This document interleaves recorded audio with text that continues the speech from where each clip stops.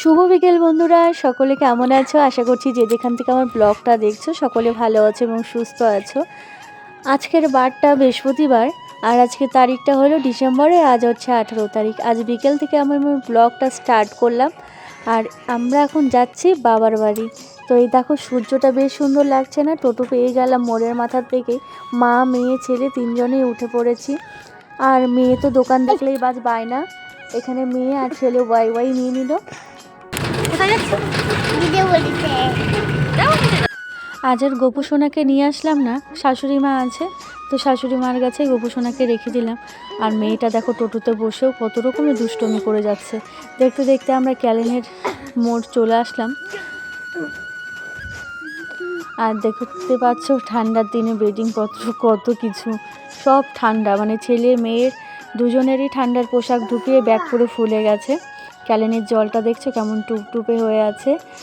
আর চলো, আর বেশি দূর না, আর একটু দূর, কদিন মায়ের আদর খেয়ে আসি চলো। আর স্কুল তো এখন কদিন বন্ধ আছে, তাই ভাবলাম এখন যদি না যাই পরে আর হবে না, আবার ওই স্কুল খুলে যাবে। শাশুড়ি মায়ের কাছে সংসারের সব দায়িত্ব দিয়ে আমি চলে আসলাম কদিনের জন্য একটু ঘুরতে।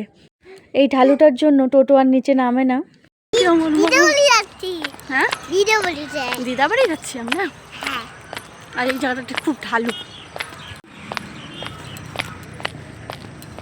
এখানে একটা নদীও আছে। বাবার বাড়ি আসলে যা হয়, হাতের সামনে সমস্ত কিছু রেডি হয়ে থাকে। তো এইখানে দেখো চাও চাও আমরা এখন খেয়ে নিচ্ছি। ওই যে আমার মামাম সোনা, মানে কোথায় বসবে ও ঠিক বুঝতে পারছে না।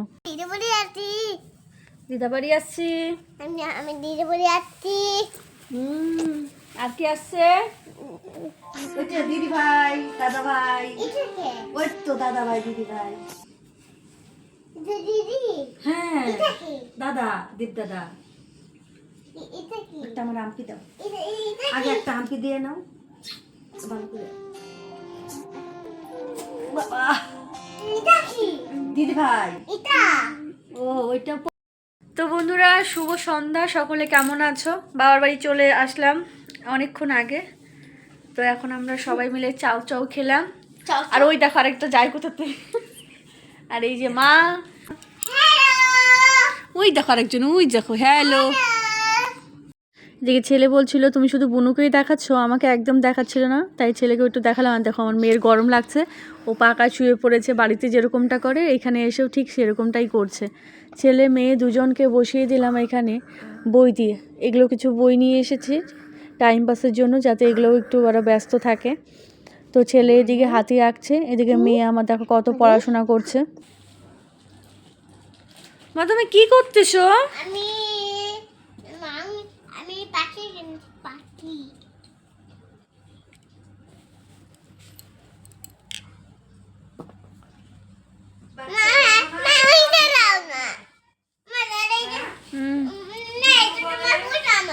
দাদা ওটা করতেছে।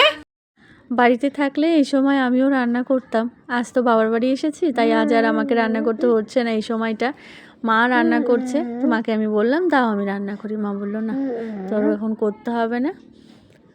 আর এখানে মা এখন রান্না করবে মাছ, এগুলো মা দুপুরের দিকে নিয়েছিল মাছগুলো, তো দুপুরে তো রান্না হয়ে গেছিলো, তো রান্নার পর মাছ এনেছিল। আর এইখানে দেখো বাদাম টানা এখন খাবো। এই দেখো বন্ধুরা, মা আমার জন্য বাদাম টানা নিয়ে এসেছে, এটা কিন্তু চিনির বাদাম টানাটা, আর আমি যেদিন বানিয়েছিলাম সেটা ছিল গুড়ের। ভিডিওটা দেখেও আমারও মনে হচ্ছে বাবার বাড়ি এসে দেখো একটার পর একটা আমি যেন খেয়েই যাচ্ছি। বাদাম টানা খেতে না খেতে মা বললো নে তাড়াতাড়ি রাতের খাবারটা খেয়ে নে। বাড়িতে তো আমাদের খাবার খেতে ঘুমাতে অনেকটাই রাত্রি হয়ে যায়, মা বলে এই কটা দিন তাড়াতাড়ি খেয়ে দিয়ে এখন তাড়াতাড়ি ঘুমিয়ে পড়বি। আর মেয়ে এখন দেখো, ছেলে প্রথমে ভাবছিল যে মেয়ে বলছে না এটা আমার থাল, ছেলে বলছে না এটা আমার থাল, তো এদের দু ভাই বোনের মধ্যে থালা নিয়ে মারপিট শুরু হয়ে গেছে। আর মা এদিকে দেখো একটার পর একটা মা থালা এনে আমাকে সাজিয়ে গুছিয়ে দিচ্ছে। মাকে বলছিলাম মা আমি এত ভাত খাবো না, একটু কমিয়ে দাও। এর মধ্যে একটা খারাপ সংবাদ এলো। আমি বলছি কি যে দাদা ওই যে মোটা রশিটা দেন না, লোকটা আমার দিকে সদাই দেওয়া বাদ দিয়ে 10 মিনিট চায় রইল। মোটা রসি, কুয়ার রশি, আমি বললাম দাদা ওই যে কুয়ার ওই মোটা রশিটা দেন না, কুয়ার রশি কত দাম? লোকটা 10 মিনিট চায় থেকে বলতেছে কি না কাকিমা ওই রসিটা বেশি নেয়, ভাবতেছে আমি মরুম নাকি সন্ধ্যাকালে, ওই যে 8-এর দিন। তো আমি বললাম কেন, ওগুলো কিসের জন্য তেলে ঝুলিয়ে রাখছেন? বলে ওগুলো রাখছি শো। দিল না।